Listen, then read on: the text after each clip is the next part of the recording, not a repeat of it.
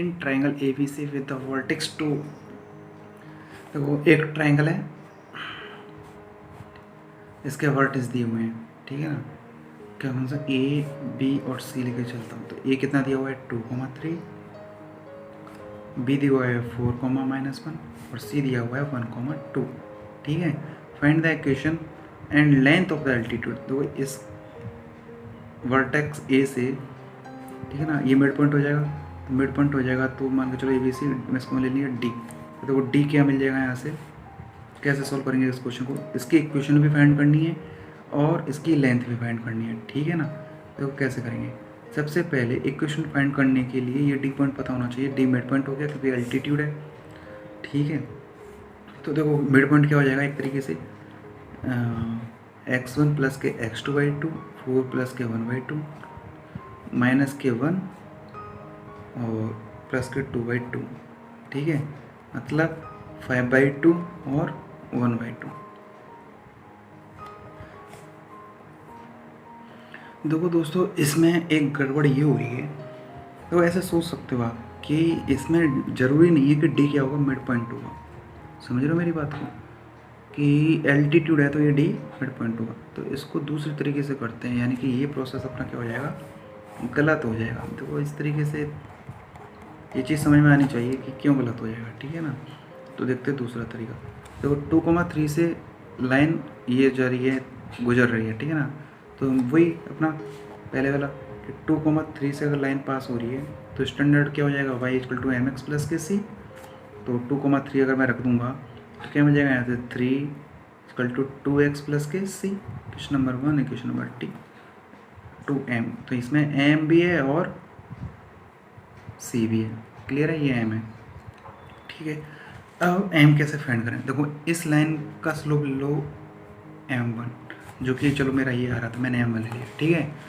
और ये इसका लाइन का जो स्लोप हो जाएगा वो क्या हो जाएगा, m2 हो जाएगा। और m1 × m2 = -1 होगा कि नहीं होगा, ये तो सही है।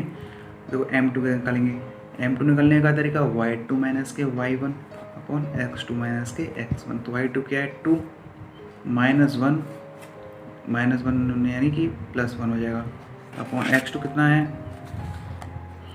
x2 हो जाएगा 1 माइनस के 4, क्या मिल गया 3/3, माइनस के 3/3 = माइनस के 1।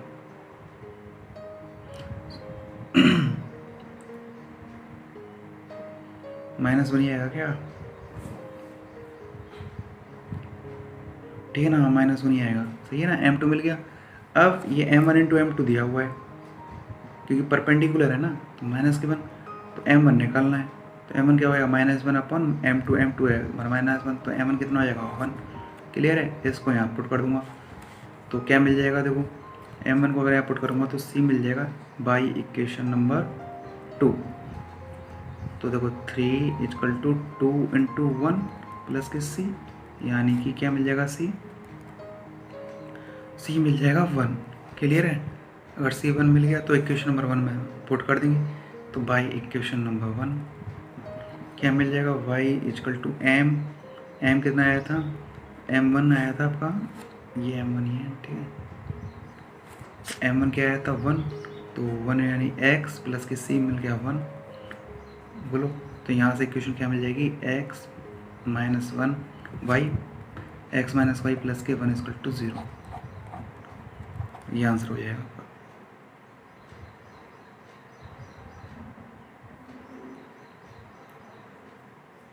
क्लियर है। अब क्या पूछ रहा है इसके बाद, and length of the altitude from the vertex A,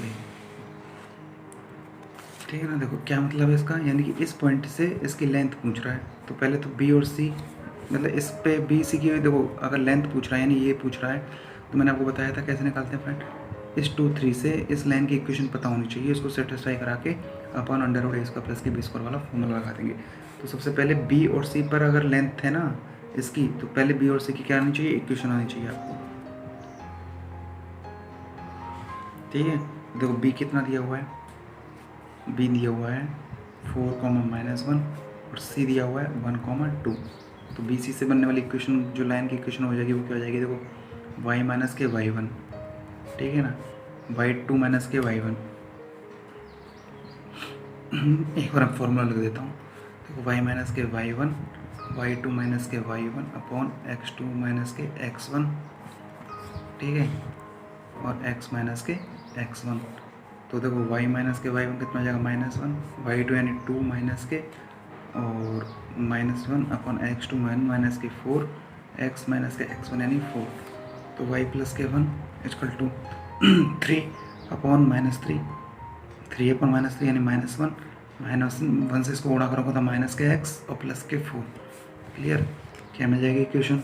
x इधर y इधर, 1 माइनस के 4 -3 इक्वल टू 0। ठीक है ना, x प्लस के y माइनस के 3 इक्वल टू 0। देखो एक चीज़ बता देता हूँ आपको, क्योंकि ये दोनों लाइन क्या है, परपेंडिकुलर है, ठीक है ना, और हमने ये लाइन निकाली ली थी अभी, वो ये निकाली थी। तो मैंने बताया था इसके अगर परपेंडिकुलर कोई लाइन निकालनी हो तो डायरेक्ट निकाल सकते हैं। y और x के कोऑर्डिनेट को चेंज कर दो, देखो x का 1 y का 1 तो चेंज कर देंगे और साइन जो माइनस का वो प्लस हो जाएगा, तो y तो क्या बन जाएगी इक्वेशन, x प्लस के y प्लस के c इक्वल टू 0। देखो x प्लस के y थी और प्लस के c निकालने के लिए आपको पता है क्या करना है, c निकालने के लिए एक कंडीशन देख के दोनों को सेटिस्फाई कर देते, वहाँ से c निकल जाता जो कि -3 आता। तो काफ़ी तरीके हैं करने के। तो देखो यहाँ तक मिल गए x मतलब प्लस के y माइनस के 3 इक्वल टू 0। अब ये इक्वेशन हो गई 3। ये किसकी इक्वेशन आई है? ये इस लाइन की इक्वेशन है। अब लाइन की इक्वेशन है, इस पॉइंट से इस पर जो डिस्टेंस है वो निकालनी है, तो आपको पता है कैसे करना है। तो डिस्टेंस निकालने का फॉर्मूला मैंने बताया हुआ है, इससे 2,3 से, तो इसको सेटिस्फाई कर देंगे। तो देखो 2 + 3 - 3 अपॉन √x का कोऑर्डिनेट 1 का स्क्वायर, y का कोएफिशिएंट 1 का स्क्वायर, डिस्टेंस पॉजिटिव होती है, 3 और 2 5, 5 - 3 2 अपॉन ये कितनी आ जाएगी 1 + 1 यानी √2, तो कितनी आ जाएगी √2, ये आंसर हो जाएगा।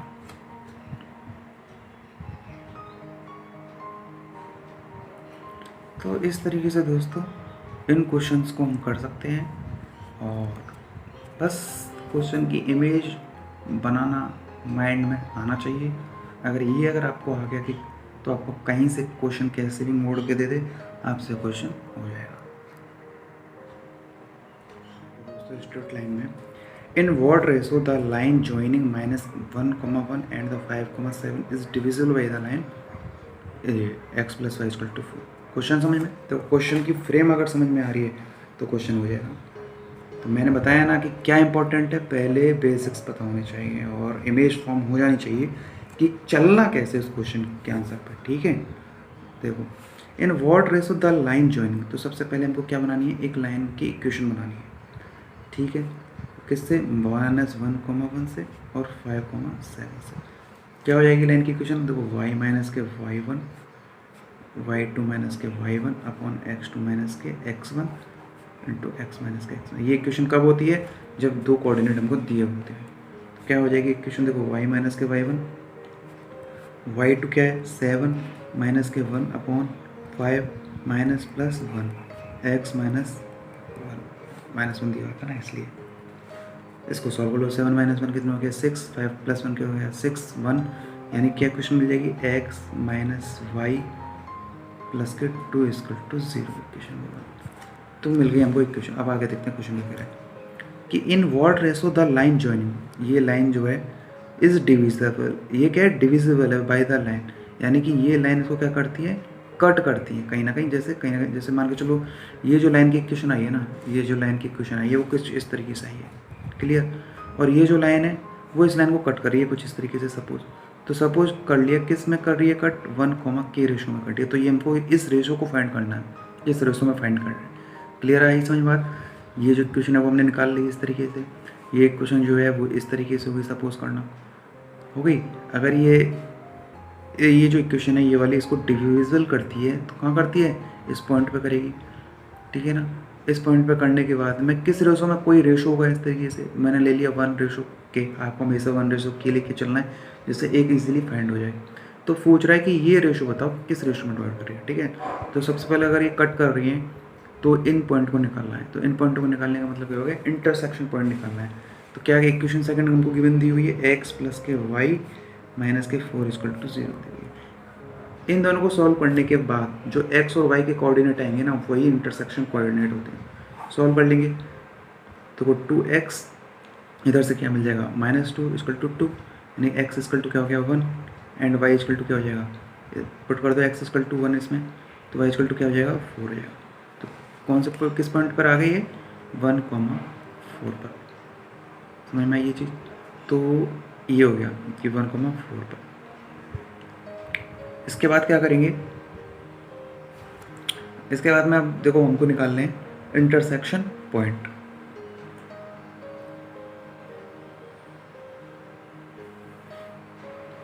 सही है ना, ये x इक्वल टू क्या रहा है 1, तो 1 माइनस के फिर 3 आएगा ना यार, ये क्या आएगा 3 आएगा।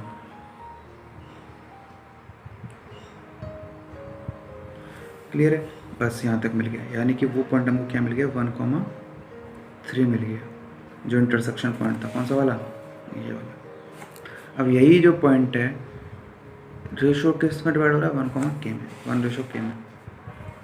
तो कैसे लिखेंगे, देखो लेट पॉइंट 1,3 डिवाइड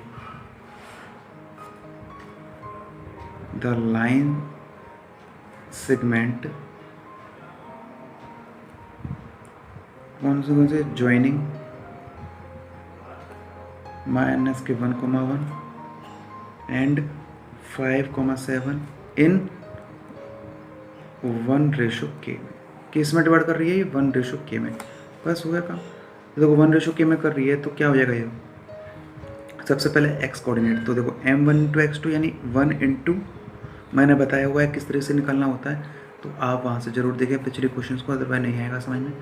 तो 1,k कर रहा है किस रेशो में, ठीक है ना। तो देखो 1m1 यानी कि ये 1 into x2, m1 into x2, x1 y1 x2 y2, तो 1 into 5 plus k into m1 x2 plus के x2 m1,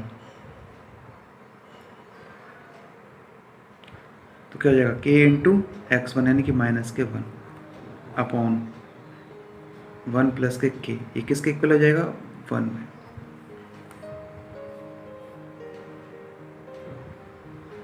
बात समझ में आई किस तरीके से किया। 1 को हमारा k रेशो में डिवाइड कर रहा है ना, और इसके दिए हुए हैं इंटरसेक्शन पॉइंट ऑलरेडी, क्या दिए हुए हैं, ये वाले जो पॉइंट दिए हुए हैं 1,3। तो देखो 1 वाला निकालना है तो m1 x2 plus m2 x1 वाला अपॉन 1 m प्लस n कर देंगे कि नहीं। तो 1 into x2 plus k into -1 upon 1 plus के k, किसके इक्वल हो जाएगा x कोऑर्डिनेट 1 के। यहाँ से k की वैल्यू फाइंड कर लो, तो वो 1 प्लस के क्रॉस मल्टीप्लाई 5 माइनस के k, यहाँ से k की वैल्यू क्या मिल जाएगी k प्लस के 2k, 5 minus 1 4, k equal to 2। तो किस रेशो में डिवाइड करेगा 1:k यानी 2। ये हमारा आंसर आ जाएगा। आई थिंक दोस्तों ये क्वेश्चन समझ में आया होगा, एक बार और देख लेते हैं इसको। देखो -1,1 और ये थी एक लाइन की इक्वेशन। सबसे पहले लाइन फाइंड कर ली हमने, कैसे आई वो लाइन x माइनस के y प्लस के 2 इक्वल टू 0।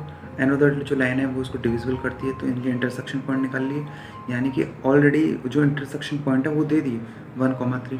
तो इसका 1 जो कोऑर्डिनेट होगा x कोऑर्डिनेट होगा उसकी वैल्यू निकालने के लिए क्या लगाएंगे सेक्शन फार्मूला।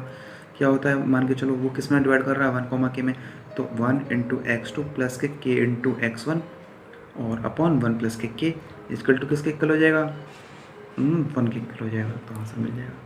y कोऑर्डिनेट कैसे निकालते, तो 1 इंटू y2 प्लस के k into y1 upon 1 plus के k। आई होप आपको समझ में आया होगा।